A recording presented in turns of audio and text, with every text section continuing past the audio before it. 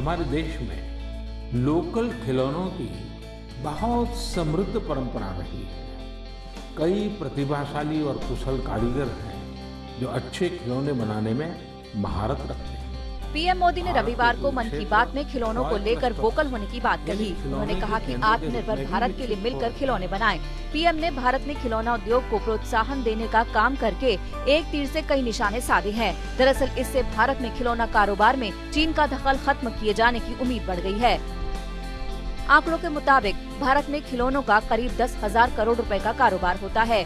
इसमें से संगठित खिलौना बाजार 3.5 से 4.5 हजार करोड़ का है। इस बाजार पर फिलहाल चीन का कब्जा है, जहां से 80% खिलौने आते हैं। गैर ब्रांडेड खिलौनों के बाजार में तो चीन की 90% हिस्सेदारी है। दुनिया के कुल खिलौना बाजार में भारत की हिस्सेदारी महज आधा फीसदी है, जबकि दुनिया की 12 साल तक के बच्चों की कुल आबादी का 25% यहाँ रहता है। ऐसे में इस कारोबार के लिए पैर पसारने का खासा मौका है। अब पीएम की अपील के बाद चीन से निर्भरता हटाने पर और लोकल फॉर वोकल की अपील से खिलौना उद्योग में ढेरों मौके खुल सकते हैं।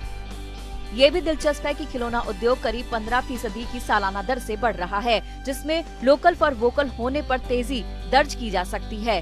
अब पीएम की अपील के बाद लोकल खिलौनों की डिमांड बढ़ने की पूरी उम्मीद है। वैसे भी चीन के साथ रिश्ते खराब होने के बाद से वहां से खिलौने आना बंद हो रहे हैं। लोग भी चीन में बने सामानों का बहिष्कार करने का मन बना चुके हैं।